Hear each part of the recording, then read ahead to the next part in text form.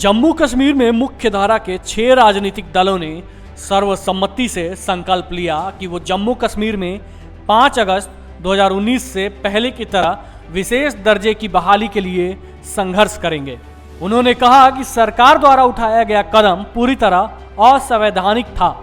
उन्होंने स्पष्ट किया कि राज्य में हमारे बिना हमारे बारे में कुछ भी नहीं किया जा सकता। मीडिया में एक प्रपत्र जारी करते हुए सभी नेताओं ने यहां पर बातचीत की।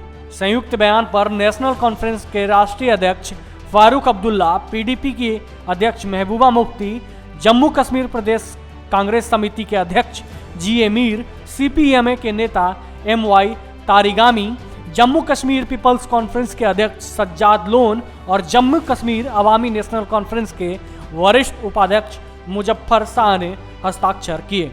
सभी राजनीतिक दलों का प्रस्ताव लाने में कठिनाइयों के बारे में इसमें कहा कि करने वालों के बीच बहुत कम संवाद हो सका क्योंकि सरकार ने कई पाबंदियां लगा रखी थी जिनका उद्देश्य सभी सामाजिक और राजनीतिक बातचीत को रोकना था। 4 अगस्त 2019 की बैठक के बाद प्रस्ताव में कहा गया था कि दल सर्वसम्मति से घोषणा करते हैं कि जम्मू कश्मीर की पहचान, स्वायत्तता और विशेष दर्जे की रक्षा के लिए वे एकजुट रहेंगे।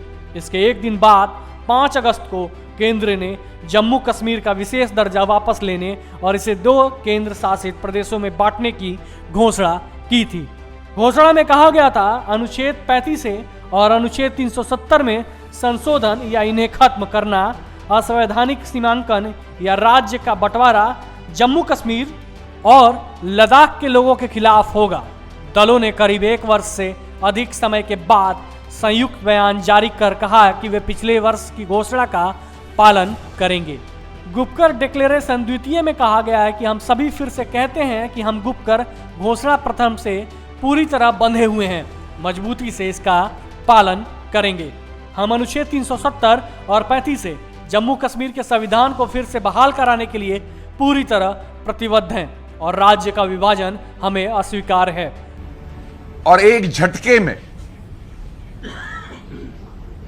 बीजेपी की सरकार ने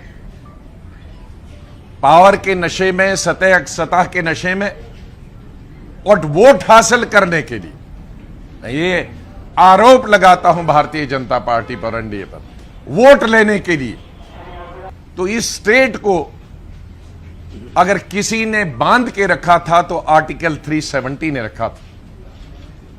आर्टिकल 370 में तीनों रीजन और सभी धर्मों के, सभी कल्चर से संबंध रखने वाले लोगों के लिए प्रोविजन थे, लेकिन भारतीय जनता पार्टी ने आज एक झटके में 3-4 चीजों को खत्म कर दिया जो हिंदुस्तान की तारीख में काले शब्दों से लिखा जाएगा। मैं खड़ा हूं इस बिल के विरोध में, इसकी मुखालफत में। जनाब स्पीकर साहब, आज जम्मू कश्मीर और यूनियन ऑफ इंडिया के दरमियान रिश्तों के लिए एक सियाह तरीन दिन है। जो बात आप सेलिब्रेट कर रहे हैं, आप ये नहीं समझ रहे हैं कि आज आपने क्या खोया। आपने 1,25,00,000 लोगों का विश्वास खोया। उसके बाद आपको हम सुना, हमने भी सुनिए ना, और उसके बाद उस चिट्ठी में है, यह कोई प्रेम पत्र नहीं था, यह गवर्नर जनरल की चिट्ठी थी। और उसके बाद जब आप सिक्योरिटी काउंसिल में गए, पैरा 6 में अपनी कंप्लेंट में आपने लिखा कि हमने मन बनाया है कि हम यहां पर रेफरेंडम करेंगे। यही नहीं, जब गोपाल स्वामी अयंगर ने हजरत मोहानी के जवाब में कॉन्स्टिट्यूंट असेंबली में ये 6 दलाल दिए हम क्यों ये बना रहे हैं, तो उन्होंने एक ये कहा कि हम यूएनओ के पास है और ये तब तक रहेगा, ये 370 जब ये सेटल होता है। अब मुझे उस पर नहीं जाना है, विश्वासघात की बात अलग है, ये इतिहास फैसला करेगा आने वाला इतिहास, या ये कदम सेलिब्रेट करने के लिए है या तकलीफ वाला है। जम्मू कश्मीर को विशेष दर्जा देने वाले अनुच्छेद 370 के कई प्रावधानों को खत्म करने और राज्य को 2 केंद्र शासित प्रदेशों में बांटने के सरकार के कदम पर कांग्रेस के वरिष्ठ नेता और कश्मीर के महाराजा हरि सिंह के बेटे डॉक्टर कर्ण सिंह ने कहा कि इसकी पूर्ण रूप से निंदा करना सही नहीं होगा क्योंकि इसमें कई सकारात्मक बिंदु हैं। कांग्रेस के आधिकारिक रूप से अलग राय जाहिर करते हुए कर्ण सिंह ने कहा कि मुझे यह स्वीकार करना होगा कि संसद में तेजी से लिए गए निर्णयों से हम सभी हैरान रह गए।